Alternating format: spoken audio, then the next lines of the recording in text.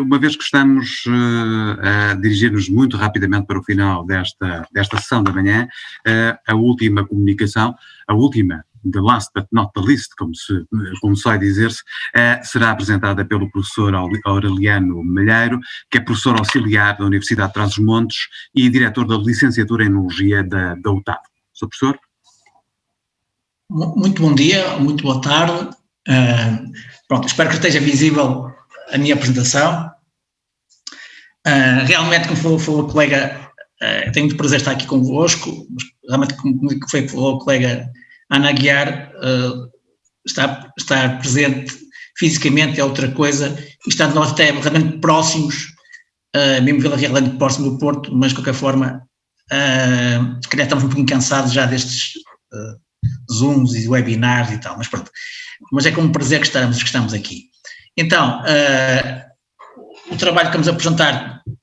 que depois é da Medicações, faz parte de um projeto que depois referenciar no final, então tem como título Dinâmica Hídrica Interregionacional na região do Mercado do Douro, isto de caso mediante sensores automatizáveis. Como sabemos, o clima da região do Douro, e de Portugal em geral, é mediterrâneo, em que a quantidade de água é assim um fator limitante, dado que temos, para além de termos uma precipitação normalmente muito concentrada no outono e inverno, como é que é o caso deste exemplo, também temos habitualmente, no caso da região do Douro em particular, na sub-região do Douro Superior, valores de precipitação baixos em termos totais, como é o caso aqui do período de novembro de 2016 a outubro de 2017, que são um valor de 320, foi registrado no valor de 320 milímetros, que é um valor baixo para, digamos, uma viticultura sustentável em condições de sequeiro. E como podemos verificar aqui, valores de temperatura que podem ser bastante elevados, valores elevados de evaporação de referência, que sejam as barras de tracejado, e precipitação baixa ou nula no verão. Aqui em agosto aparece, diz respeito a um único evento, um dia em agosto. Então, estas condições bastante agrestes que nós sabemos na região do Mercado do Douro, em particular na sub-região do Douro Superior,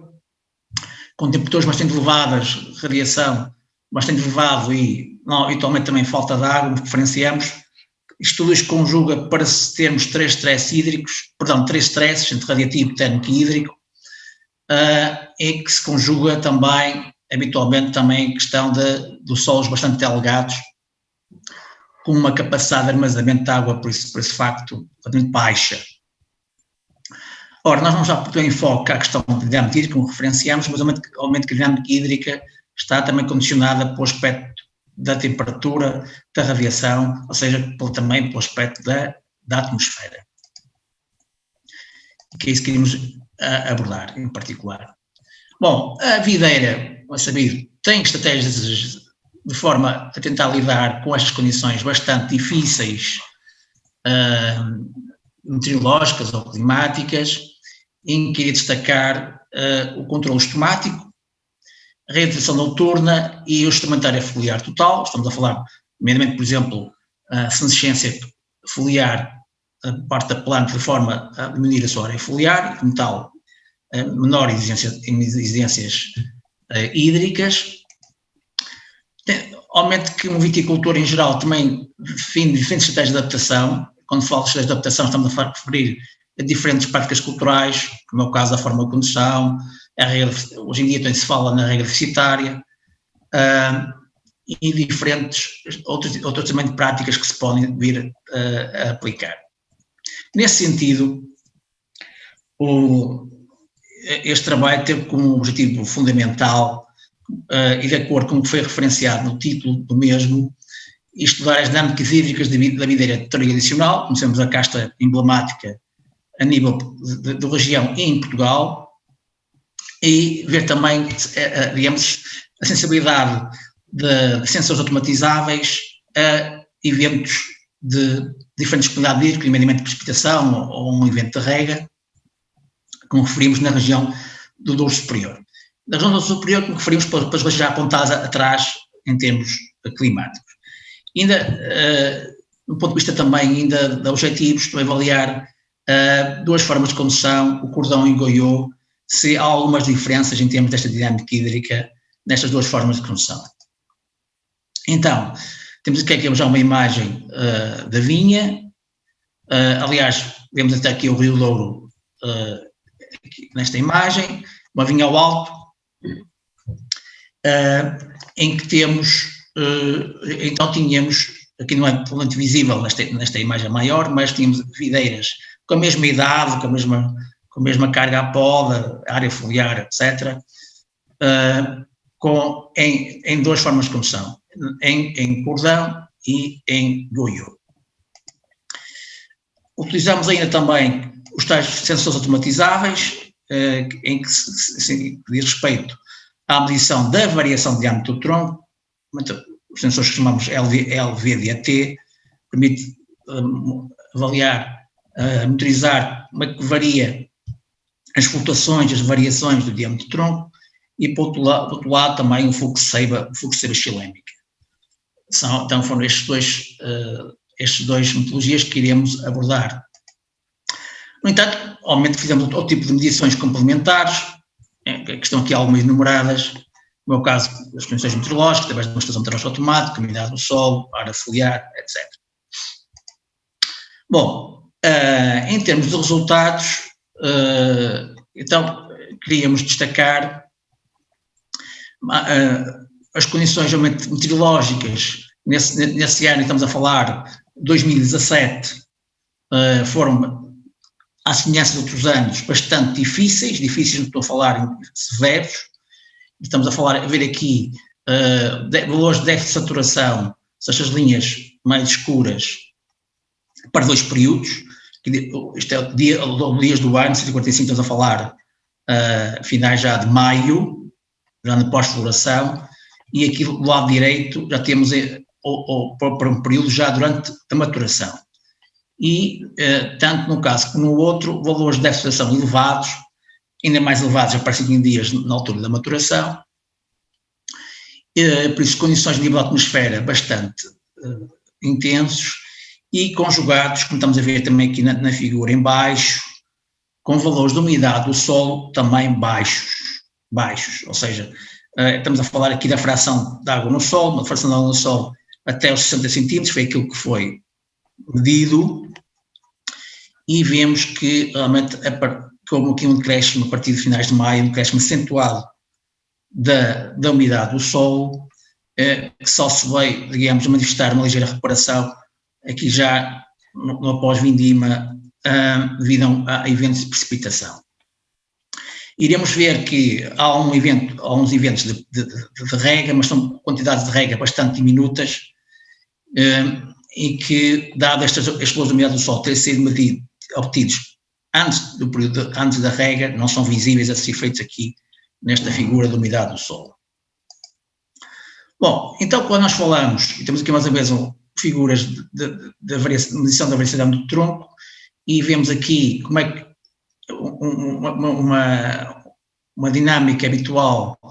da variação de diâmetro do tronco ao longo de um dia 24 horas, em que vemos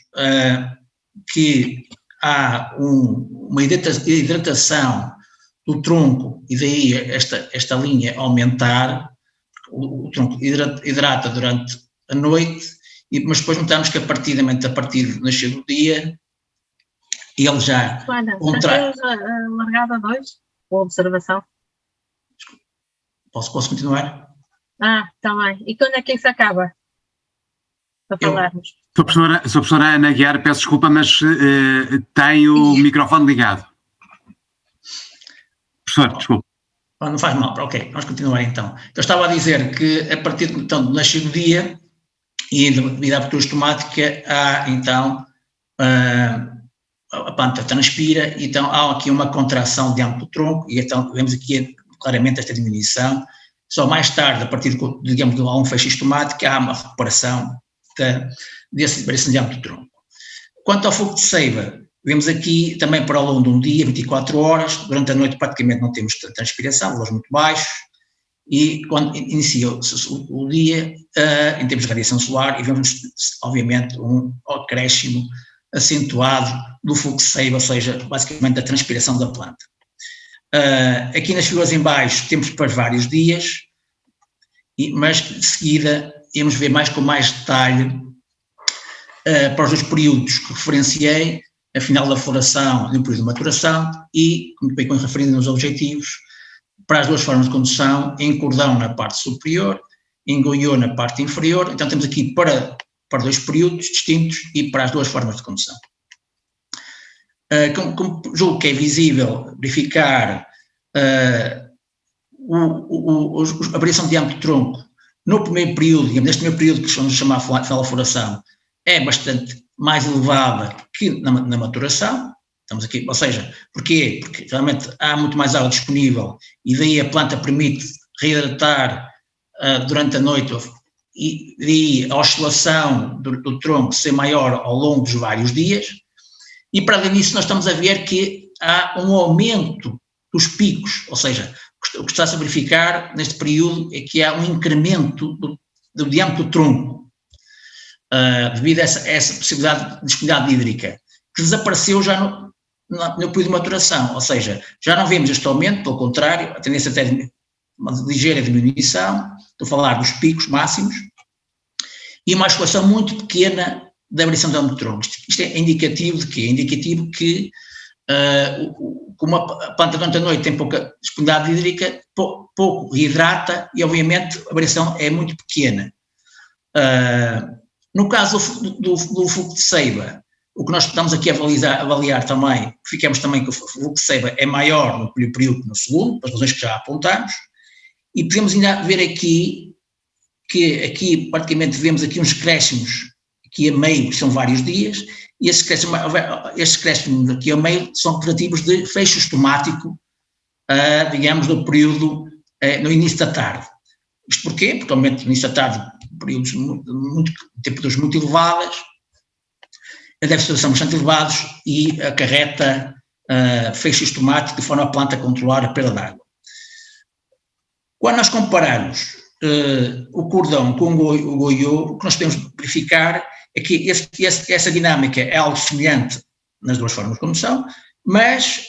no goiô apresenta maiores variações de diâmetro do tronco, podemos ver aqui, são variações um pouco maiores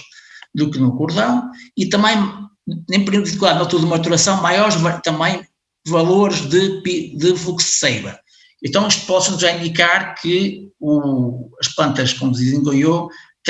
estamos a indicar que terão maior capacidade de reidratação e daí haver estes diferentes registros a nível da variação do diâmetro do tronco e do fluxo de seiva.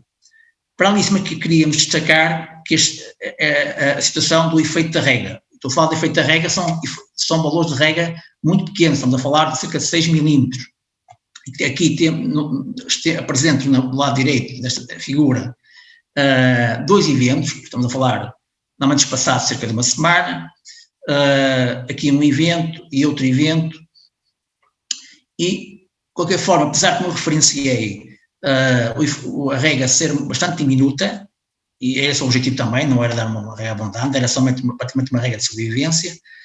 permitiu que o sensor detectasse esse efeito, ou seja, um aumento aqui no sensor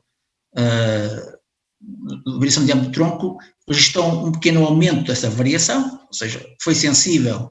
à maior disponibilidade hídrica, assim como conseguimos visualizar, creio eu, todos, também o aumento do fluxo de seiva. Ou seja, tanto um caso num tipo de metodologias, que no outro foi sensível esta maior disponibilidade hídrica através, como digo, de um evento de rega, mas estamos a falar de um evento de rega bastante controlado, ou seja, uma aplicação de água bastante, digamos que chamando uma rega deficitária, ou seja, a quantidade de água reduzida. Aliás, de acordo com os objetivos também do produtor. Bom, aqui mais uma vez podemos verificar nesta figura Temos também, para os mesmos períodos que falei há pouco, final da maturação e final da floração, desculpem, e maturação, para os 2 castos mais 2 formas de condução, cordão e goiô. O que é que nós temos aqui? Temos em abscissas o sap flow, ou seja, o fluxo seiva, e no eixo dos Y, na vertical, temos o TDF, que é a variação de diâmetro de tronco. E aquilo que nós vamos verificar é que, reparemos que para valores similares de fluxo seiva, ou seja, o tal sap flow, as plantas conduzidas em goiô apresentaram maiores variações TDF, isto é, maiores variações de diâmetro do tronco. E tanto no final da floração, como na maturação, claro que na maturação, como estamos aqui a ver, do lado, maturação, estou a falar do lado direito, obviamente que tanto essas variações são menores, porque realmente a planta, na altura da maturação, já estava com um stress relativamente acentuado, menor disponibilidade hídrica, condições ambientais atmosféricas bastante mais severas, daí termos essas variações mais diminuídas, mas de qualquer forma podemos normalmente verificar que as plantas conduzidas em goiô, que estão aqui mais cinzento, permitiram ter maiores variações, ou seja, por exemplo, no referenciei de fluxo de variação de diâmetro do tronco para iguais valores de fluxo de seiva. Bom, então em termos de conclusões, o que é que podemos apontar? Que a planta desenvolveu diferentes estratégias de sobrevivência, como referenciamos aqui, em particular o controle estomático, ou seja, de forma a diminuir, por exemplo, vimos a transpiração, ou seja, o sap flow, a chamada fluxo seiva. Os processos também de reidratação noturna têm bem evidentes, ou seja, em particular são mais visíveis através da medição da variação de diâmetro do tronco. Ou também ainda um ajuste da área foliar total. Nós, nesta apresentação, não apresentamos dados nesse sentido, mas posso adiantar que aumento a planta atingiu o seu pico da área foliar por altura do pintor, e depois houve uma diminuição da área foliar por alguma deficiência de folhas devido às condições ambientais que já referenciei. Também queremos destacar, então, que podemos verificar que estas técnicas, tanto a fluxo seiva xilémica, o chamado sap flow, em terminologia anglo-saxónica, como a variação de diâmetro do tronco, revelaram sensibilidade a condições variáveis da demanda atmosférica mediante o sol, ou seja, responderam em termos da disponibilidade hídrica variável no sol, em particular quando nós avaliamos as variações, por exemplo, num período em que no final da floração é que a planta tem mais água no solo, as condições também ambientais não são tão severas, comparativamente com o período de maturação, final da maturação, em que já a umidade do solo é muito baixa e temos perante também habitualmente condições meteorológicas muito severas, com temperaturas muito elevadas, de saturação muito elevado. Isso acarreta o que nós chamamos habitualmente uma demanda atmosférica também muito elevada. Por último, o estudo aponta para o elevado potencial adaptativo da forma de condução em goiô às regiões quentes e secas. Isto porquê? Porque realmente nós encontramos que, quando comparado com a forma em cordão, a forma de condução em goiô apresentou maior valores de variação de diâmetro de tronco e de fluxo de seiva, ou seja, indica que a planta tem maior capacidade de reidratação e transporte também de água ao longo das partes leñosas, e julgamos que terá a ver estes resultados com a chamada condutividade hidráulica em todo o processo, desde as raízes até atmosfera, em que se inclui neste percurso um tronco maior do cordão e ainda um cordão horizontal permanente, em contraste, em que temos um goiô com um tronco mais baixo. Ou seja, sendo este percurso, digamos, transporte de água mais reduzido no goiô, isso aparentemente será favorável para que a planta consiga fazer uma melhor gestão hídrica, que se manifesta numa maior variação do tronco e maiores valores de fluxo de seiva que nós encontramos. Queria agradecer este trabalho. Foi no âmbito de um projeto que já terminou, chamado Inovania no Bem, que envolveu várias instituições e vários colegas, e também não podia deixar de agradecer à empresa que também está aqui também envolvida, que é a Quinta do Valado, onde desenvolvemos, na Quinta do Orgal, nomeadamente na Quinta do Orgal, em Vila Nova de Foscoa, desenvolvemos o estudo na vinha. Muito obrigado. Obrigado nós, Sr. Professor, e com esta comunicação encerramos esta manhã, uma manhã em que se tratou do futuro no âmbito do pilar vinha, e abrangeram-se áreas como as tecnologias emergentes, a biodiversidade e diversidade genética. Um elemento comum, a elevadíssima qualidade de todas as comunicações, e de resto começamos esta manhã com a apresentação dos mais recentes desenvolvimentos na inovação em mecanização da vindima nas vinhas com declives acentuados, da responsabilidade do Grupo Symington. Seguiu-se a apresentação de alternativas para o futuro da implantação da vinha sustentável, da responsabilidade de David Guimarães, que é diretor técnico e enólogo da Flatgate Partnership, revendo a situação do Douro quanto à viticultura sustentável. Foi apresentado pelo Grupo Symington uma proposta de diretrizes para a geometria dos terraços na região do Douro. Passando às tecnologias emergentes, foi a vez de recebermos pela voz de António Fernando Coelho, professor da Faculdade de Engenharia da Universidade do Porto e investigador na área, o que de mais recente se sabe sobre a transição digital no setor vitivinícola. Por seu turno, Fernando Alves apresentou casos de estudo da Symington relativos às tecnologias emergentes para a inovação na monitorização na vinha e otimização da colheita em viticultura de encosta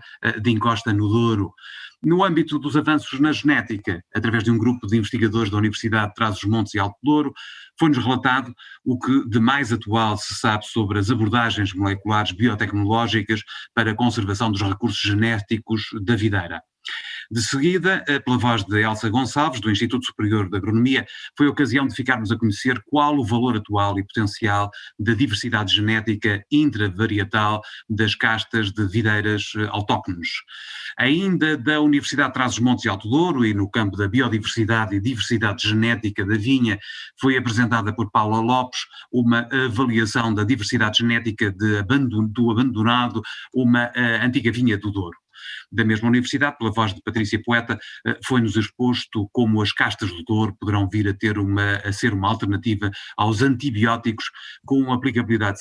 clínica, aspecto inovador que amplia o conhecimento sobre a utilização farmacológica de produtos da videira. Da Faculdade de Ciências da Universidade do Porto, com claro enfoque na sustentabilidade, Ana Aguiar abordou a tomada de decisão e uso de pesticidas na proteção da vinha em explorações agrícolas familiares. E acabamos agora mesmo de ouvir, e em encerrar os trabalhos da manhã, da Universidade de Trás-os-Montes e Alto Douro, chegou-nos este trabalho de um grupo de investigação liderado por Aureliano Malheiro, que nos deu a conhecer um estudo de caso mediante sensores automatizáveis para melhor conhecimento da dinâmica hídrica em Touriga Nacional, na região demarcada do Douro. E com isto concluímos os trabalhos desta manhã, uma jornada bastante produtiva, eu diria, e volto a sublinhar, apresentações e comunicações de elevadíssima qualidade. Agradeço a todos os autores das comunicações e a todos que acompanharam esta jornada e desejo a todos um bom dia e boas investigações. Obrigado a todos, uma boa jornada de trabalho.